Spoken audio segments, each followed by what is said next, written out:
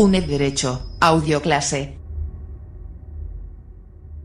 Las personas jurídicas es el segundo tema que abordamos esta mañana. Nos acompaña el catedrático de Derecho Civil, Carlos Lasarte Álvarez. Buenos días. Muy buenos días. ¿Podríamos hacer una primera aproximación dando un concepto de persona jurídica? Bueno, yo soy poco conceptualista, pero vamos, de todas maneras creo que seré capaz de hacerlo, ¿verdad? Estoy segura. En el sentido de que cuando se habla de persona jurídica, algo que suena inicialmente muy distinto, pues lo que se está hablando es de la existencia de una nueva entidad para el derecho, de un nuevo ser nacido para el derecho, al que el legislador permite su existencia por entender que una agrupación de un conjunto de personas propiamente dichas o de un patrimonio que se adscribe a un fin, debe tener independencia tanto del conjunto de las personas cuanto del patrimonio que se adscribe a un fin, y que, por tanto, se le debe otorgar una personalidad jurídica propia. Así, por ejemplo, por importante que sea Gallardón o por importante que fuera don Francisco Vázquez cuando era alcalde de La Coruña, el Ayuntamiento de La Coruña y el Ayuntamiento de Madrid, digo para hablar de uno del PP y otro del PSOE, son algo más que Gallardón y que Paco Vázquez, porque realmente el Ayuntamiento es una corporación. Y además todo el mundo sabe que es una corporación. Una corporación es una persona jurídica creada por ley, directamente, como puede ser pues la Universidad de Salamanca, igual que lo son el resto de las corporaciones, creadas mediante una norma jurídica que tenga rango legal suficiente para ello y que por tanto tienen una personalidad jurídica propia, una vida propia, un patrimonio propio, funciones y representaciones de acuerdo a lo que prevé el ordenamiento jurídico y un representante legal que constituye su figura, su cara frente a terceros, ¿no? Como puede pasar con el rector o con la rectora que en cada momento desempeña el cargo en cada una de las universidades españolas. Eso es una corporación. Aparte de la corporación, también las asociaciones y fundaciones también son personas jurídicas. Sin duda alguna que son personas jurídicas. Lo que pasa es que responden a otro tipo distinto. Las asociaciones son un grupo de personas que se agrupan, ¿verdad?, que ponen en común generalmente su esfuerzo más que otra cosa y una pequeña aportación económica, que suele ser lo frecuente. Pero también pueden ser asociaciones creadas incluso a su vez por personas jurídicas, como voy a explicar a continuación. Pero vamos, generalmente ¿a qué responde la idea de asociación? Pues responde a la persecución de un interés que se considera lícito, pues, obviamente, por el derecho y que sea un interés de carácter general, no un interés de carácter peculiar o particular que permite agruparse a un conjunto de personas que persiguen, supongamos, pues persiguen luchar contra el cáncer. Y de hecho sabe que hay una asociación que es muy conocida de lucha contra el cáncer.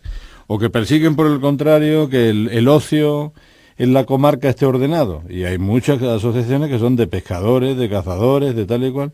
Cualesquiera de estas actividades, que son actividades generales, que generalmente significan el recreo, el aumento cultural, la persecución de intereses nobles por parte del ser humano, tienen que permitir que un conjunto de personas se agrupen y que por tanto logren independizar un patrimonio y una persona o una entidad o una personificación que a partir de entonces es diferente a ellos mismos, ¿no? Nosotros en el departamento, usted sabe que constituimos una asociación que se llama IDAFE, que es para estudiar el derecho de familia y que todos los años se celebra su asamblea, celebra el congreso. Este año, por ejemplo, pues en febrero, en febrero tenemos un congreso internacional sobre lo que en general la junta directiva, que se dedica, ya digo, al derecho de familia. Fíjese, puede haber una asociación hasta para estudiar, como la nuestra, por ejemplo, que se dedica al estudio y al desarrollo del derecho de familia. Pues nosotros dentro de unos días, en la semana penúltima de febrero, dedicamos un congreso internacional fundamentalmente a analizar el tema, que es un tema gravísimo, de qué ocurre con el hogar familiar en los casos de crisis. Aparte de esta publicidad que acaba de dar, claro, porque a este importante congreso que, claro, por cierto, con un tema realmente muy interesante y muy de actualidad y que puede interesar, como digo, a muchísima gente. ¿Por qué hacer esta asociación? ¿Cuáles son los motivos para hacer la asociación y pues que no sea el departamento simplemente? No, nosotros nació la idea en el departamento, claro, para estudiar el derecho de familia, para ver cuáles son los indicadores sociales que preocupan en relación con la regulación de la familia, pero lo mismo, la misma preocupación late cuando hay una asociación de consumidores, que además ahora mismo están también en proceso de reforma. Están es como si dijéramos el mismo motivo, siempre un interés. Claro, todos, pues el motivo es sencillamente que hay un conjunto de consumidores que pueden ser consumidores de muy distintos bienes y servicios, o bien que se pueden agrupar territorialmente y dice, Asociación de Amas de Casa contra la Carestía de la Vida. Y entonces como asociación de consumidores de Internet, por ejemplo. Bueno, pues, por supuesto, sin duda alguna. Sí, que lo pueden delimitar. O asociación de usuarios de los hospitales públicos. Y entonces pues resulta que esa asociación pues lo que va reclamando es que naturalmente quien sea asociado tenga que tener unas determinadas características, tiene que abonar una cierta cuota generalmente anual, y perseguir, bueno, pues un bien que se entiende protegible. Y a partir de ahí, pues nace una nueva persona jurídica, claro.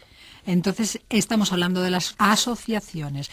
Y de las fundaciones, ¿cuál es la característica o la diferencia que hay? La asociación ha sido siempre definida como una agrupación de personas. Vamos, después se le pueden poner todos los añadidos que se quieran, que persiguen un interés general, tal y cual, que logran la inscripción, que no logran la inscripción, todo lo que se quiera. Y tradicionalmente la fundación se ha definido siempre como un patrimonio adscrito a un fin. Ya que dice usted que he hecho antes publicidad de mi congreso, ahora voy a hacer publicidad de mi condición de colegial del Real Colegio de San Clemente de los Españoles en Bolonia. En el año 1360, el cardenal don Gil de Albornoz decidió con su patrimonio constituir una fundación, que es la fundación que sustenta el Real Colegio de España en Bolonia. Observe que estoy hablando de hace más de 6 siglos, no sé si se ha dado cuenta. Sí, bueno, por supuesto. Dijo en testamento que sus bienes y su patrimonio se dedicarían a constituir una fundación para que se creara un colegio en la única universidad existente entonces, que era la de Bolonia, para que los españoles que quisieran seguir sus estudios y hacer el doctorado y conocer las enseñanzas conforme a la Escuela de Bolonia, pues cumpliendo unos determinados requisitos, pudieran ser becados y ser colegiales de Bolonia. Bueno, pues esa fundación lleva 6 siglos y medio existiendo. No sé si usted recuerda, ahora mismo, que el llamado Estado español, que está bastante más en crisis que la fundación del Colegio de España en Bolonia, no tiene tantos siglos. Si no los tiene España, que es una de las naciones más antiguas del planeta, no hace falta que le diga que el resto de las naciones son unos bebés al lado de esta fundación, por ejemplo, que tiene, como les digo, más de 6 siglos. Bueno, pues un patrimonio adscrito a un fin.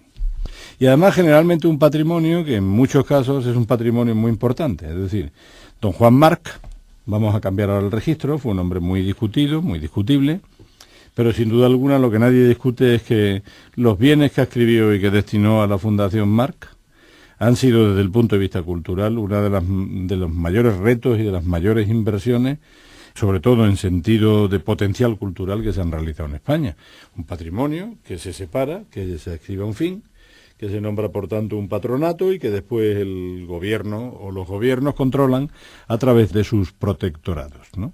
Y lo mismo, perseguir un fin de interés general, que sea por tanto protegible por el conjunto del ordenamiento jurídico, y procurar que una serie de beneficiarios obtengan réditos más o menos sobresalientes del tema. Por ejemplo, en Sevilla, yo tuve oportunidad en mis tiempos jóvenes de estudiar el régimen de una fundación también muy conocida, y sobre todo muy conocida en Sevilla, que cuando nació tenía por objeto el enseñar a coser a las niñas pobres. Hoy día todo el mundo descalifica esto con una banalidad diciendo, joder, es una cosa machista tal y cual, sí, machista y tal y cual, pero durante siglos ha permitido salir de la pobreza a un conjunto de niñas, porque estaba previsto para niñas, es decir, niñas, enseñarlas a coser, a bordar, etcétera, etcétera, y a sacarlas, pues, probablemente del fango y a lo mejor, en muchos casos, de la prostitución, ¿no? Es decir, que hay que atender a que hay fundaciones de todo tipo, y lo mismo puede haber fundaciones en favor de las hilanderas de Velázquez, que seguro que también alguna de las hilanderas de Velázquez se había beneficiado de alguna actividad fundacional, que del estudio bioquímico que beneficia la lucha contra el cáncer o cualquier otra actividad, ¿no? ¿Y cuál es el régimen jurídico de las fundaciones? un organismo principal es el patronato. Sí, el patronato suele estar siempre vinculado, ¿verdad?, con la idea del fundador o con la familia del fundador o con una cierta línea de personalidades que entiende el fundador que pueden garantizar los fines perseguidos. Y naturalmente todos los cargos de patrono son absolutamente gratuitos, nadie recibe un duro de la fundación de las personas que están dedicadas a perseguir que la voluntad de los fundadores pues se haga efectiva, ¿no? Otra cosa es que naturalmente haya fundaciones, como es lógico, fundaciones muy importantes, fundaciones que sostienen un museo, que sostienen una universidad, que sostienen una fuerte academia o incluso industria, o incluso empresas muy conocidas. Don Ramón Areces, el fundador del Corte Inglés, pues aparte de fundar el Corte Inglés, después constituyó una fundación que es actualmente la accionista mayoritaria del Corte Inglés. Bueno, como es natural, fundaciones que tienen, digamos, una importancia económica y estratégica muy importante, lo que sí tienen naturalmente son directores generales, directores de área, oficinistas, telefonistas, y claro, toda esa gente cobran igual que cobrarían en cualquier empresa, ¿no? Pero el patrono, sin embargo, pues suelen ser personas de enorme prestigio. Por ejemplo, Su Majestad la Reina es presidenta de algunos patronatos muy conocidos en este país. Naturalmente, pues como ya se imaginará, la reina no vive de ser presidenta de ningún patronato, ¿eh? La reina vive del propio presupuesto de la Casa Real, ¿no? Al revés, un timbre de honor y gloria, el que en determinados patronatos pues estén personas pues muy representativas, ¿no? Tanto de la clase nobiliaria como de la realeza. ¿Alguna cosa más referente a las fundaciones y al tema, puesto que ya tenemos que ir terminando, y ya que terminamos, cómo se extinguen las fundaciones? Bueno, pues en algunos casos, cuando no tienen patrimonio suficiente, las fundaciones se extinguen, pues como nos extinguimos todos, por consumación. Y hay muchas veces que las fundaciones se extinguen, sobre todo, porque nacen todas ellas, digamos, con un horizonte temporal indefinido, es decir, en principio, claro, una fundación o una asociación, ¿verdad?, o una corporación, lo que está claro es que no tiene un horizonte temporal tan corto como tenemos los seres humanos. Yo dentro de 20 años estaré picando billetes, ¿no?, como es o medio picando billetes. Sin embargo, no creo que el Ayuntamiento de Madrid, aunque no lo gobierne Gallardón, deje de existir. Seguirá existiendo el Ayuntamiento de Madrid, ¿verdad? Las corporaciones locales, claro, seguirán pues existiendo. Claro que seguirán existiendo todas, ¿verdad? Y la Asociación de Consumidores X, que defiende a los usuarios de los servicios sanitarios y tal, pues seguirá existiendo. Es decir, habrá una junta directiva absolutamente distinta y en las fundaciones pasa exactamente igual, ¿no? ¿Qué ocurre? Que a lo mejor determinadas fundaciones cuyo patrimonio no sea muy elevado, pues puede llegar un momento determinado que si no tienen, digamos, ingresos que se vayan adecuando con la pérdida del valor del dinero, que ahí es donde está la importancia del patronato. El patronato tiene que procurar que los bienes e inversiones que tienen las fundaciones se vayan adecuando al signo de los tiempos. Que vayan creciendo para que puedan seguir cumpliendo con su labor, y que se vayan adecuando, ¿no?, al signo de los tiempos, que no esté todo en deuda del Estado, como decía anteriormente las propias disposiciones legales, sino que habrá que invertir un poquito en bienes inmuebles, otro poquito en empresas, otro poquito en paquetes de acciones, es decir, en bolsa. Es decir, repartir un poquito lo que hay que hacer en el propio patrimonio cuando se puede, ¿no? Es decir, un viejo refrán castellano, ¿lo recuerdo o no? Los huevos no pueden estar todos en la misma cesta, ¿eh? Hay que procurar repartir un poco el juego, ¿no?